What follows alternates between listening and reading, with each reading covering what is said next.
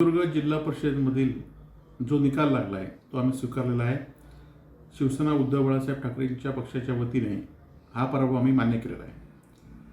खरं तर आपण बघितलं असाल की कुडाळ मालवणमध्ये आमचे 2 जिल्हा परिषद सदस्य आणि 5 पंचायत समिती सदस्य निवडून आलेले आहेत.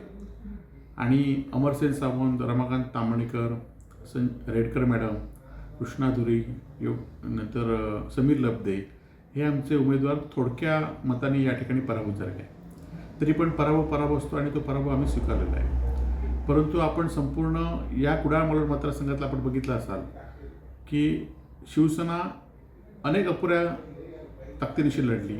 शिवसेना उद्धव बाळासाहेब ठाकरे हा कुठल्याही पक्षाची युती न करता आम्ही निवडणूक लढवलो आणि जिल्हा परिषदमध्ये या दोन्ही तालुक्यामध्ये आम्हाला जवळ 49,140 पेक्षा जास्त मतं या ठिकाणी मिळालेली आहेत.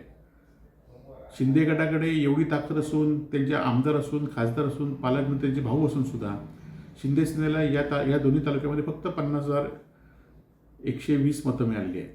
आणि भारतीय जनता पार्टीचे मुख्यमंत्री असून, पालकमंत्री असून सुद्धा भारतीय जनता पार्टीला 12,000-12,500 मतं मिळालेली आहेत. आणि त्यामुळे या दोन्ही तालुक्यामध्ये ग्रामीण भागामध्ये 50,000पेक्षा जास्त मतं हे शिवसेना उद्धव बाळासाहेब ठाकरे या पक्षाला एकट्याच्या ताकदीवर या ठिकाणी मिळालेली आहे. आणि त्याबद्दल या कार्यकर्त्यांनी जे काम केलं, आमच्या सामान्य शिवसैनिकांनी काम केलं, आज आमच्यातले अनेक लोकप्रतिनिधी ज्यांनी पक्षाचा वेळोवेळी फायदा घेतला आहे, याने हे आम्हाला सोडून गेले होते वेगवेगळ्या कारणासाठी, स्वार्थासाठी. परंतु आम्ही नवीन कार्यकर्ते शिवसैनिक तयार झाले आणि ह्या नवीन कार्यकर्त्यांना घेऊन आम्ही 50,000पेक्षा जास्त मध्ये या दोन्ही तालुक्यात मिळवली. याबद्दल त्या कार्यकर्त्यांचं मनापासून अभिनंदन. आज आपण बघितलं असाल की पराभवाचं मुख्य कारण म्हणजे कुडाळ मालवण सोडून या इतर दोन्ही मतदारसंघामध्ये मात्र 25पेक्षा जास्त जागा ह्या बिनविरोध झाल्या होत्या.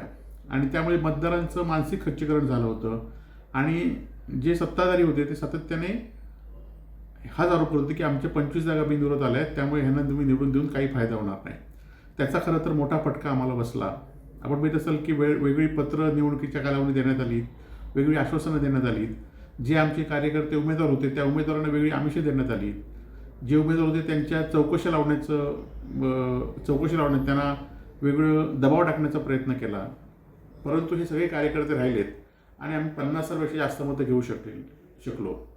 येणाऱ्या काळामध्ये जे उमेदवार विजयी झालेत त्यांचं मनापासून मी अभिनंदन करतो. आणि आता खरं तर राज्यापासून, केंद्रापासून जिल्हा पंचायत समिती तुमची सत्ता आहे. तुम्ही जी लोकांना आश्वासनं दिली ती पूर्ण करा.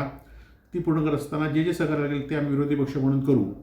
परंतु विरोधात जी भूमिका असेल, जी योग्य भूमिका नसेल, ती विरोधातली भूमिका आम्ही विरोधी पक्ष म्हणून आम्ही निश्चित साकारू.